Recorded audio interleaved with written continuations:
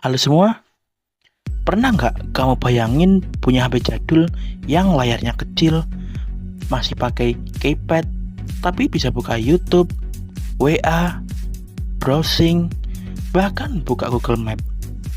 Ini bukan mimpi, juga bukan HP rakitan ajaib. Dan jawaban dari semua itu adalah KaiOS.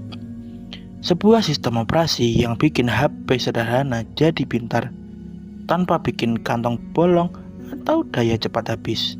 Tapi kenapa sistem kayak gini muncul? Siapa yang pakai? Dan apakah KaiOS bisa jadi masa depan digital di negara berkembang? Yuk kita bahas. iOS adalah sistem operasi mobile berbasis Linux yang dirancang khusus untuk feature phone, yaitu HP klasik yang masih pakai tombol fisik, bukan layar sentuh.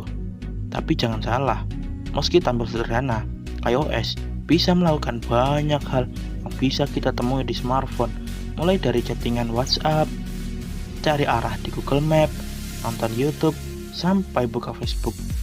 KaiOS dikembangkan oleh KaiOS Technologies, sebuah perusahaan yang berbasis di Hong Kong dan dirilis pertama kali pada tahun 2017. Tapi akar ceritanya lebih dalam. KaiOS merupakan penerus spiritual dari Firefox OS,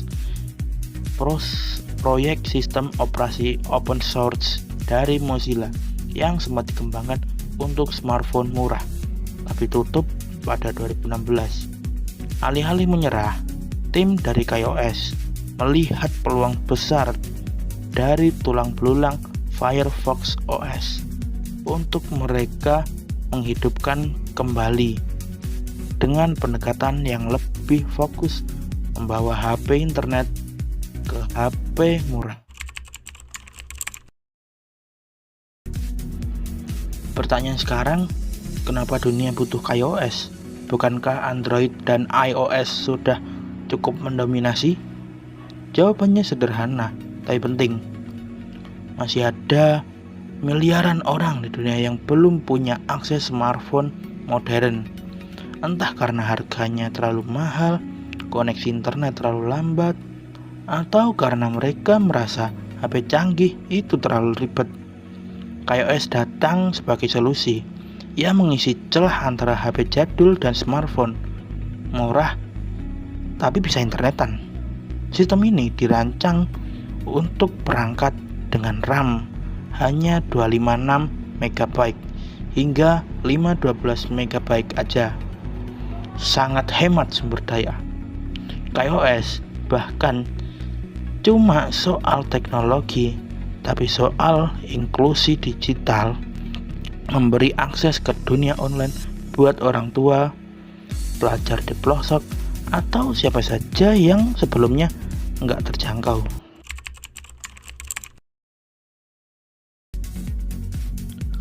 KaiOS langsung mencuri perhatian bukan cuma dari pengguna, tapi juga dari raksasa teknologi. Tahun 2018, Google berinvestasi $22 juta ke KaiOS. Kenapa? Karena mereka sadar pasar terbesar selanjutnya bukan di kota besar, tapi di pedesaan, di negara berkembang, di komunitas yang baru mulai mengenal internet. KaiOS juga bekerja sama dengan Facebook, WhatsApp, dan YouTube, memastikan bahwa pengguna bisa tetap terhubung dengan aplikasi-aplikasi populer meskipun HP-nya murah. Contohnya JioPhone di India yang dapat seharga kurang dari $30, tapi sudah 4G, bisa video call, dan tahan baterai berhari-hari. Ada juga Nokia 8110 4G, HP pisang legendaris yang dihidupkan kembali oleh Nokia dengan sentuhan modern berkat KaiOS.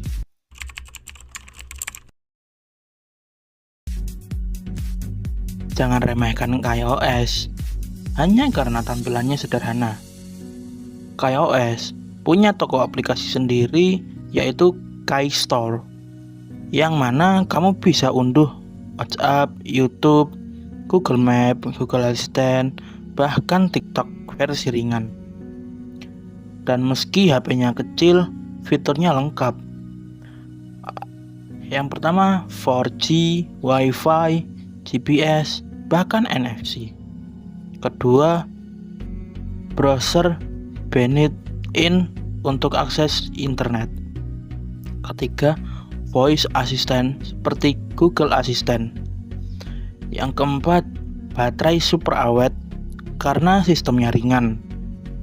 Dan yang terakhir, bahkan bisa dikembangkan oleh developer pakai HTML, CSS, JavaScript. Nggak butuh SDK ribet seperti Android. Dengan kata lain, KaiOS adalah pintu masuk bagi siapa saja yang baru pertama kali mengenal dunia digital.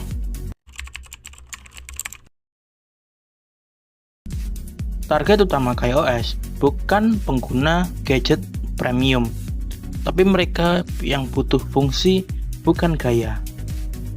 Yang pertama, orang tua yang pengen tetap berkomunikasi dengan anak cucu lewat WhatsApp, tapi bingung pakai layar sentuh. Kedua, pelajar di daerah pelosok yang butuh koneksi internet buat belajar daring. Ketiga, pekerja lapangan yang butuh HP murah, tahan lama, dan bisa dipakai di medan ekstrim. Yang keempat, bahkan buat kamu yang kangen keypad fisik tapi masih mau buka YouTube dan chatting ringan. KaiOS jadi penghubung generasi digital baru yang ingin sederhana tapi tetap terhubung. Tentu, KaiOS itu memiliki kelebihan dan kekurangan.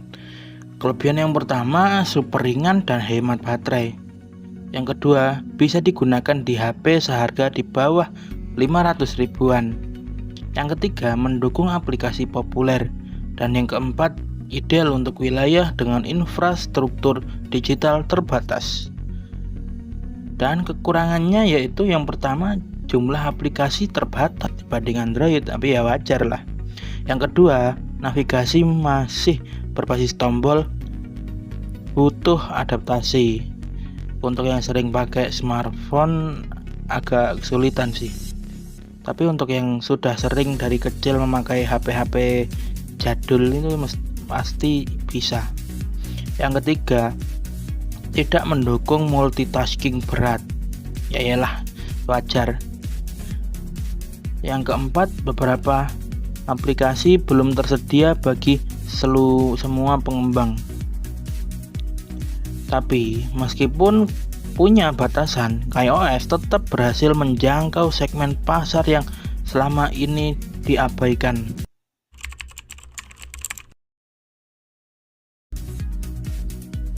Hingga saat ini, lebih dari 150 juta perangkat di seluruh dunia sudah memakai KaiOS, dari India, Afrika, Asia Tenggara, sampai Amerika Latin. KaiOS bukan sekedar sistem operasi, ia adalah jembatan digital antara yang belum tersentuh teknologi dan dunia yang semakin terhubung.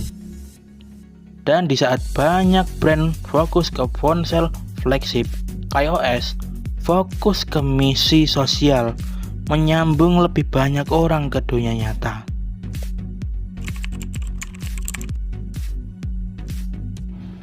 KaiOS bukan saingan Android atau iOS.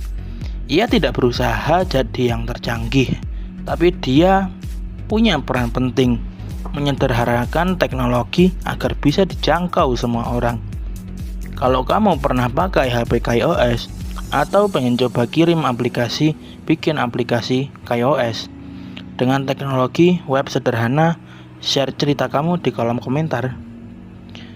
Dan saya sendiri sebenarnya punya HP dari Advan yang lupa namanya itu, dan itu berbasis KaiOS. Dan menurut saya itu untuk bapak saya yang Gimana ya, yang menggunakan Android itu sangat kesusahan, ini cukup membantu sih. Ya meskipun sekarang bapak saya sudah beradaptasi menggunakan HP Android, tapi awal-awal dulu ya masih kesulitan, dan sekarang bahkan pakai Android kadang-kadang masih suka nanya-nanya kenapa bisa gini gini gini gitu. Dan sekarang saya terkadang sering menggunakan kalau lagi gabut. Dan sekian dari saya, kalau ada yang salah atau yang kurang, saya mohon maaf, tolong dikoreksi, karena saya hanyalah manusia yang tepatnya salah. Sekian dari saya, terima kasih.